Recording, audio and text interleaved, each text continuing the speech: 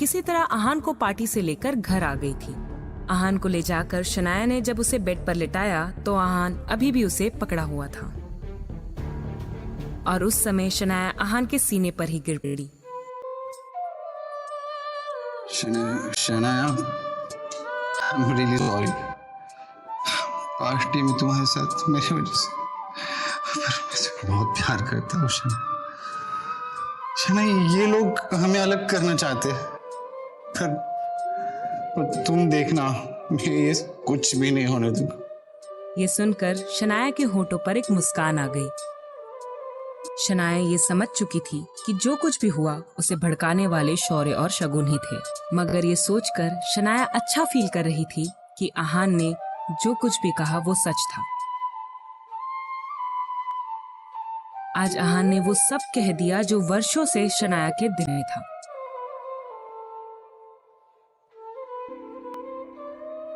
जैसे ही वो उठी तो सामने आहान 2 कप कॉफी लिए खड़ा था। उसने शनाया से कहा, good morning. I am so sorry, कल जो भी हुआ पार्टी में तुम्हें काफी प्रॉब्लम हुई, मैं बहुत शर्मिंदा।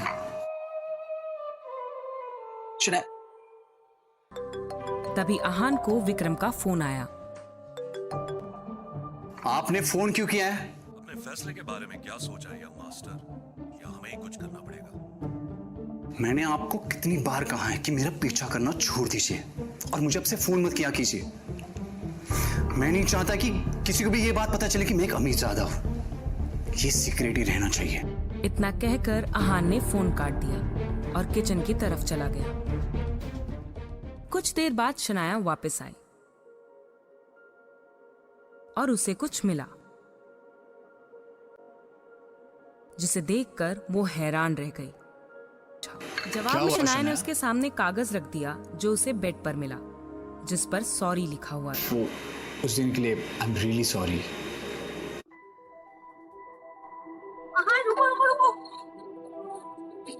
क्या हो शनाया? हेलो शनाया, शनाया तुम्हारे पापा का एक्सीडेंट हो गया है बेटा, तुम जल्दी से सिटी हॉस्पिटल आ जाओ। मम्मी पापा आईसीयू में रखा उन्हें। मम्मी शांत हो जाओ, सब ठीक हो जाएगा। वो डॉक्टर कुछ बता ही नहीं रहे मुझे। डॉक्टर क्या हुआ? आप कुछ तो बताइए ना। जब उन्हें लाया गया था तो उनकी हालत बहुत खराब थी, लेकिन अब वो बेटर है। आहान, शनाया और यामिनी जी का पूरा दिन कश्मकश में बीत गया। शाम होने को आई थी और अभी भी हॉस्पिटल में मौजूद थे।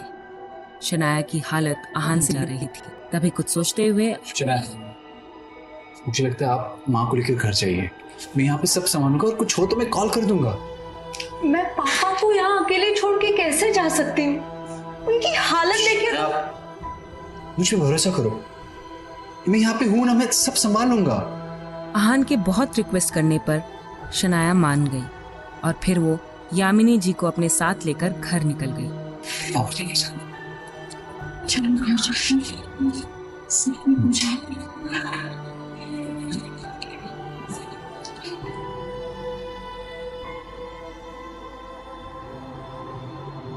शनाया के पिता की एक्सीडेंट की खबर सुनकर आहान की भी हालत बहुत खराब हो गई थी, क्योंकि एक वही तो थे उसकी जिंदगी में जिनको आहान पर बहुत विश्वास था। इधर आहान अभी हॉस्पिटल में एक जगह बैठा हुआ था जब डॉक्टर ने उसके पास आकर कहा, मिस्टर शेखर की हालत और खराब होती जा रही है, जल्द से जल्द उनका ऑपरेशन करना होगा। आपने तो बोला था कि उनकी तबीयत ठीक है, फिर अचानक क्या हुआ उनको? वो सब हम कुछ नहीं कह सकते, जल्द से जल्द उनका ऑपरेशन करना होगा, वरना उनकी हालत और बिगड़ सकती है। फिर इंतजार किस बात का? आप जल्दी से ऑपरेशन शुरू कीजिए। तो सारी फॉर्मेलिटीज कर दीजिए और काउंटर पे 15 लाख रुपए जमा कर दीजिए, हम ऑपरेशन तुरंत शुरू कर देंगे। 15 लाख की बात सुनते ही आहान टेंशन में नजर आने लगा। उसने शनाया को कॉल करने के लिए फोन निकाला ही था कि तभी उसे सामने विक्रम खड़ा दिखा। आप यहाँ क्या कर रहे हैं? वैसे शनाया ये पैसे आसानी से इकट्ठे कर ली, मगर एक बात बताओ यंग मास्टर, ये अपने आप हुआ है या एक्सीडेंट कराया गया है? आपकी हिम्मत कैसे हुई ये सब करने की?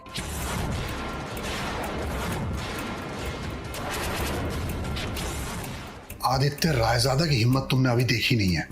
उसके एक इशारे पर सारा बाजार हिल जाता है। ये तो एक एक्सीडेंट है। क्या आपने सही नहीं किया? आपको इसकी कीमत चुकानी पड़ेगी। इसकी कीमत 15 लाख रुपए है ना? मैं इसको चुकाने के लिए तैयार हूं, मगर तुम्हें रायजादा ग्रुप को अपनाना पड़ेगा। और एक बात और सोचो, अगर शनाया को पता चल गया ना कि तुम्हारे पापा का एक्सीडेंट इस वजह से हुआ कि तुमने हमारी बात नहीं मानी, तो ये जो धीरे धीरे रिश्ता बनना शुरू हुआ है ना, अच्छा होना शुरू हुआ है, ये भी खत्म हो जाएगा। आहान विक्रम के चेहरे की तरफ देखता रह गया।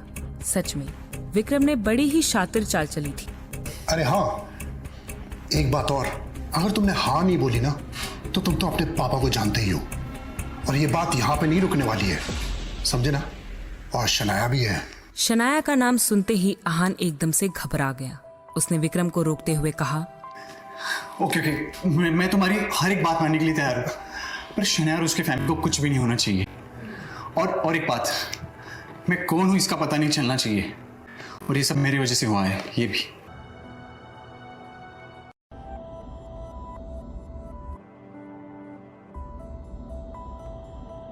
ये कौन था? अरे उनका छोड़ो, अभी डॉक्टर आए थे, उन्होंने बोला कि तुरंत ऑपरेशन करना पड़ेगा। पर तुम टेंशन मत लो, मैं कुछ ना कुछ कर लूंगा।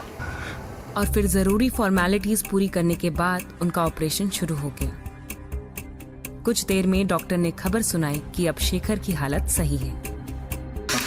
Congratulations, operation successful. क्या?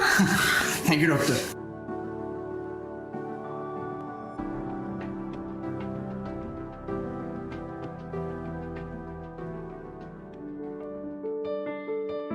फिर शनाया ने आहान की तरफ टिफिन बढ़ाते हुए कहा, ये दाल चावल मैं पापा के लिए बनाकर लाई थी। सोचा था कि जब वो ठीक हो जाएंगे तो मैं उन्हें खुद अपने हाथों से खिला दूंगी, लेकिन लगता है अभी आपको ही खाना होगा। शेखर को आईसीयू से बाहर शिफ्ट कर दिया गया था और शनाया उन्हीं के पास थी। इधर आहान ने अपना टिफिन खत्म ही किया था कि तभी उसके मोबाइल पर शगुन का कॉल आ गया।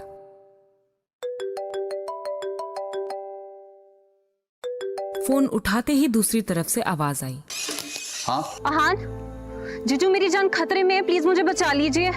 शगुन, ये क्या नया नाटक है? जीजू मैं यहाँ देव मल्होत्रा के क्लब में फंस चुकी हूँ। यहाँ पे कुछ गुंडों ने मुझे घेर लिया हुआ है। मैंने शौर्य को भी कॉल किया लेकिन कोई मेरा फोन नहीं उठा रहा है। शगुन, आर यू सीरियस? आप प्लीज जल्दी आइए। तभी शगुन की एक चीख गूंजी और वो सभी गुंडे जोर जोर से हंसने लगे। शगुन के रोने की आवाज और गुंडों की हंसने की आवाज आहान को साफ सुनाई दे रही थी। शगुन, सुनाया, I'm so sorry, मुझे बहुत जरूरी काम आ गया, मुझे जाना पड़ेगा। I know, but it's very urgent यार, trust me, it's very urgent, मुझे जाना पड़ेगा। I'll just come, मैं बस अभी आता हूँ, तुम अपना ख्याल रखना। शनाया ने पलटकर कुछ कहना चाहा, मगर आहान वहां से जा चुका था। जैसे ही आहान देव मल्होत्रा के क्लब पहुंचा तो वहां कोई भी नहीं था। शगुन, पूरा क्लब खाली था। उसे किसी साजिश की बू आ रही थी। आहान थोड़ा और अंदर बढ़ा ही था कि तभी पीछे से किसी ने हाथ में रुमाल लेकर उसके नाक को जोर से दबा दिया। आहान कुछ पल छूटने की कोशिश करता रहा और अंत में बेहोश होकर नीचे गिर पड़ा। तभी वहां दो चेहरे नजर आए। बेहोश पड़े आहान के सामने शगुन और शौर्य खड़े मुस्कुरा रहे थे। कौन था विक्रम? शगुन और शौर्या की क्या थी नई साजिश? ये तो अगला एपिसोड सुनकर ही पता चलेगा। वीडियो में पूछे गए सवाल का जवाब जानने के लिए और आगे के एपिसोड सुनने के लिए डिस्क्रिप्शन में दी गई लिंक पर क्लिक कीजिए।